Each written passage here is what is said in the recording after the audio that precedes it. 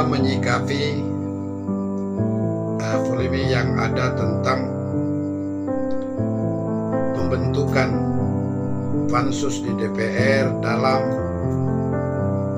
melakukan fungsi kontrol tentang penggunaan dana anggaran yang menelan uang negara yang lebih kurang 204 miliar di Kota Bengkulu. Ini pada dasarnya sangat bagus, tetapi ada hal-hal yang lebih bagus lagi, bahwa di dalam anggota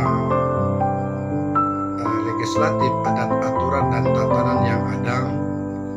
Benar yang disampaikan dari salah satu anggota legislatif Kota Bengkulu. Saya sebagai pimpinan media dan sebagai koordinator konsorsium dan juga sebagai ketua Lembaga Swadaya Masyarakat Nurani Provinsi Bengkulu, dan juga kita berkonsultasi dengan kota, bahwa pada saat ini belum saatnya kita melakukan penilaian. Karena yang namanya penilaian pada waktu akhir daripada sebuah cerita. Virus COVID-19 ini masih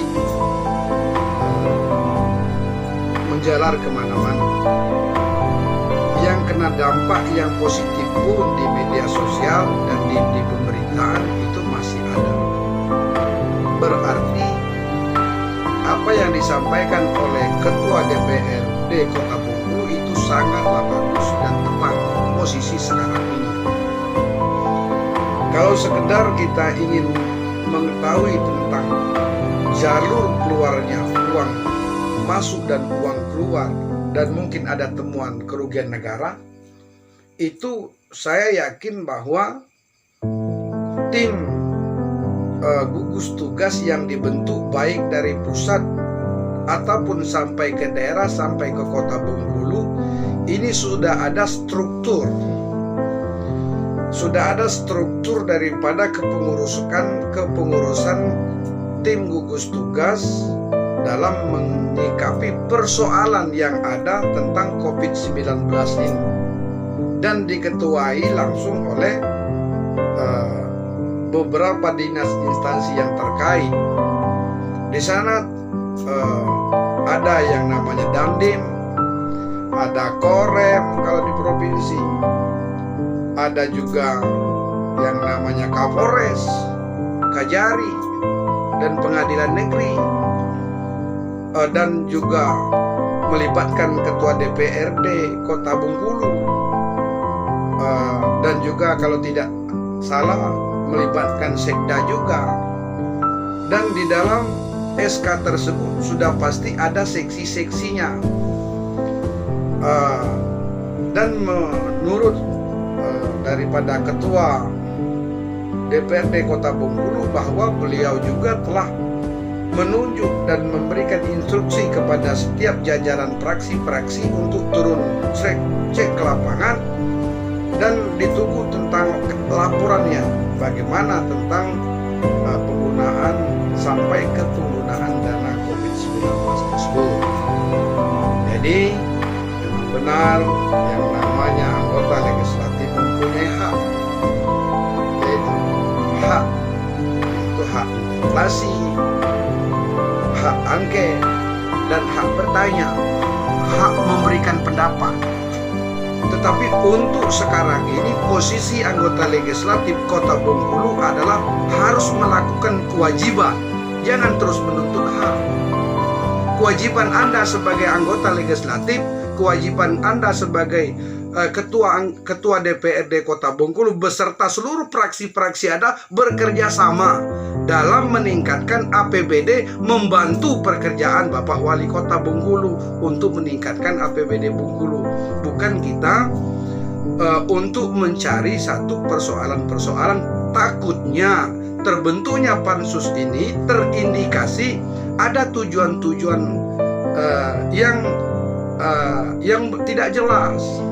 Kita harus tahu Tujuan didirikan pansus itu untuk apa?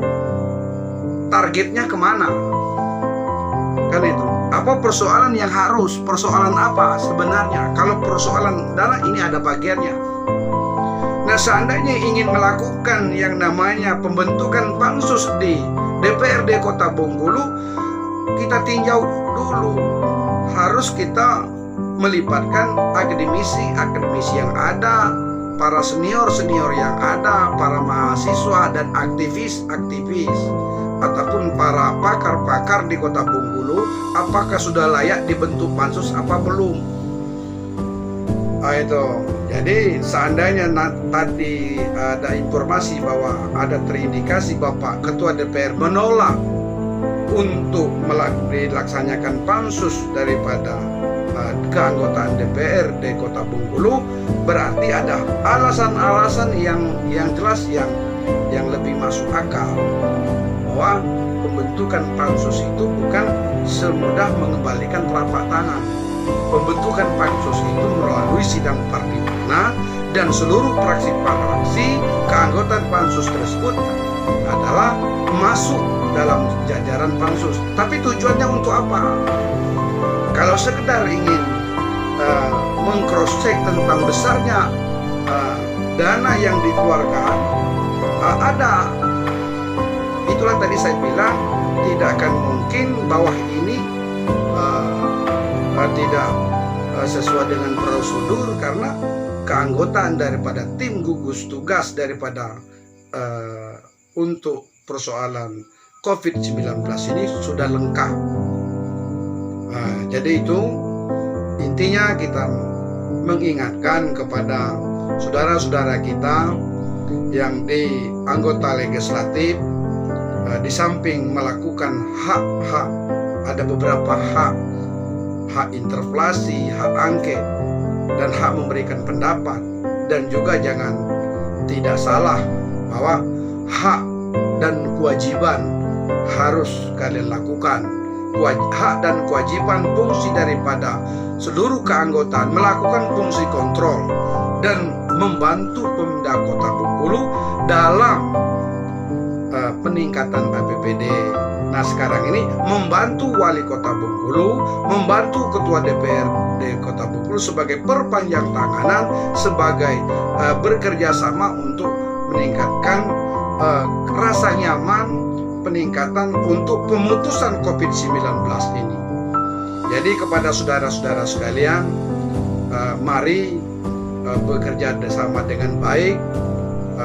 Kalian sebagai anggota legislatif yang mempunyai amanah untuk menyampaikan pendapat, melakukan fungsi kontrol, tetapi melakukan fungsi kontrol, melakukan pansus, jangan sampai kebablasan. Dan kita juga harus mengetahui sasarannya kemana, tujuannya apa, maksudnya apa. Karena jangan sampai pendirian atau pembentukan pansus ini dijadikan suatu alat pintu masuk untuk hal yang tidak kita inginkan. Jadi masyarakat Kota Bengkulu sudah kena dampak daripada virus corona ini. Jangan kami sebagai masyarakat ini disuguhkan hal-hal yang manuver-manuver.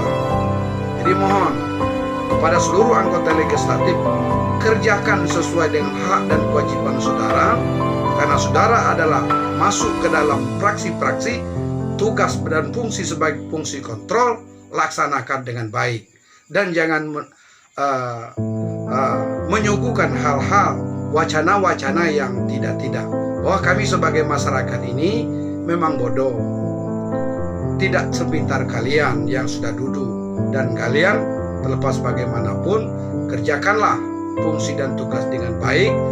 Kalau perlu, hal-hal yang perlu dibahas di anggota legislatif, jangan dahulu dijadikan ada yang namanya hak dan kewajiban, ada juga yang namanya yang mesti kita sampaikan kepada masyarakat, ada juga yang tidak bisa kita sampaikan kepada masyarakat, takutnya timbul persoalan baru. Jadi kita mohon supaya seluruh anggota legislatif, seluruh keanggotaan tim gugus tugas COVID-19 ini, bekerjalah dengan baik, bekerja sama dengan baik, wa'tasimu billahi jami'a walau tafarraqu. Berpegang teguh ke tali Allah, berpegang teguhlah dalam suatu ikatan, satu tim anggota legislatif. Jangan bercerai-berai. Kenapa? Tuhan tidak menyetujui kita bercerai-berai, dan kita bekerja sama, wa'tasimu